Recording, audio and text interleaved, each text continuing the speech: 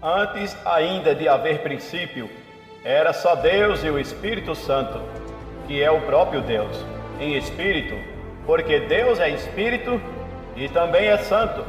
Pois Deus faz aparecer de onde não existe, porque nada existia e sobre o nada Deus cria as coisas, visíveis e invisíveis, as espirituais e as materiais, que foram criadas pela palavra, pelo verbo da sabedoria que estava com Deus, que era Cristo, a sabedoria de Deus. Por isso tinha que existir uma razão para o princípio de todas as coisas, qual? O Senhor Jesus Cristo, o Filho de Deus. A principal razão de toda existência, porque Cristo é a razão, e as qualidades da razão é entendimento, inteligência, que sabe distinguir o verdadeiro do falso, que compreende as relações das coisas, que vê o raciocínio do bem e do mal, o pensamento do certo e do errado, que sabe a opinião dos conselhos, que faz o julgamento com exatidão, o que faz justiça, o que tem explicação para qualquer coisa, qualquer ato praticado, qualquer questão, alegação, qualquer argumento. São estas as qualidades da razão.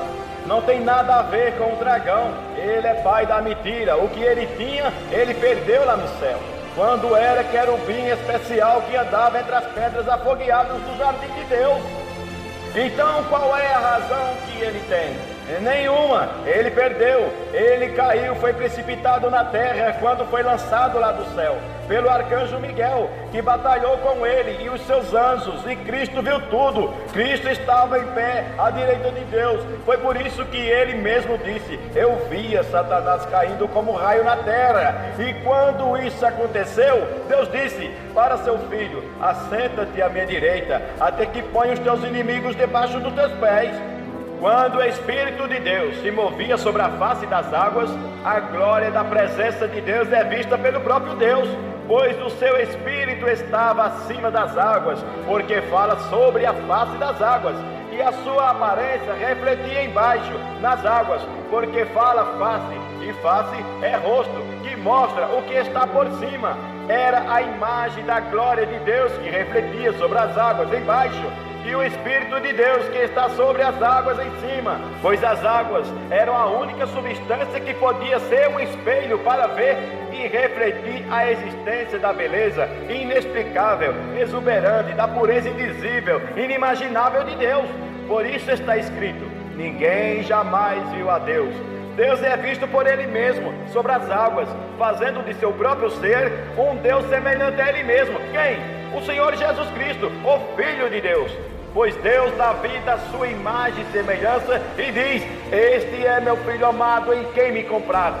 Mas onde está escrito que Cristo é a imagem e semelhança de Deus? Felipe disse: mestre, mostra-nos o Pai, isso nos basta. Cristo respondeu: Felipe, há quanto tempo estou com vós e não tendes me conhecido? Não está vendo?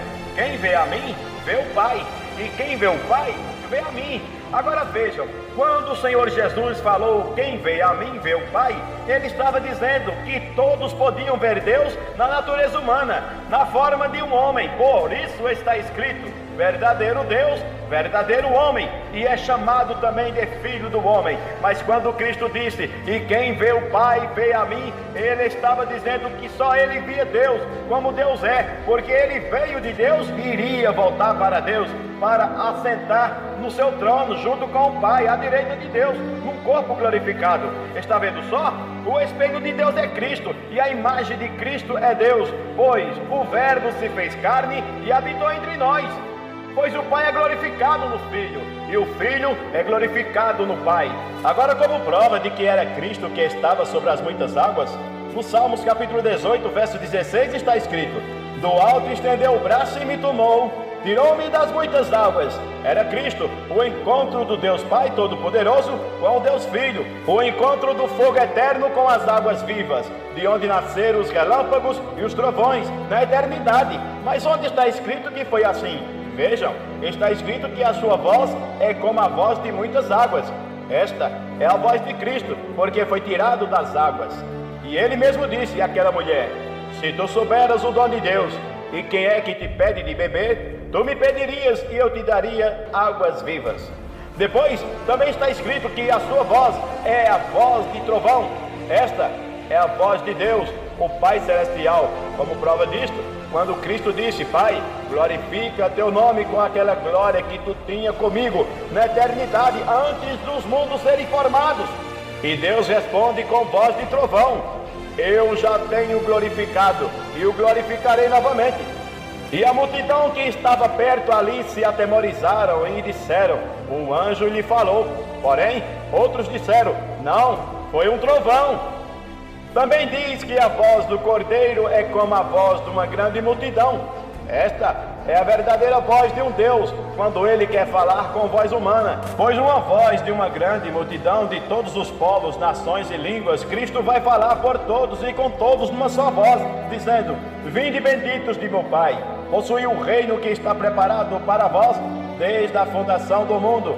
Vejam, pois no livro dos Salmos está escrito, no capítulo 139, verso 14 e 16, diz: de um modo terrível e maravilhoso fui formado, os teus olhos me viram a substância ainda informe, e no teu livro foram escritos todos os meus dias, cada um deles escritos e determinados quando nenhum deles havia ainda. Vejam, antes de tudo chegar a existir, já estava escrito e determinados o princípio e o fim de todas as coisas.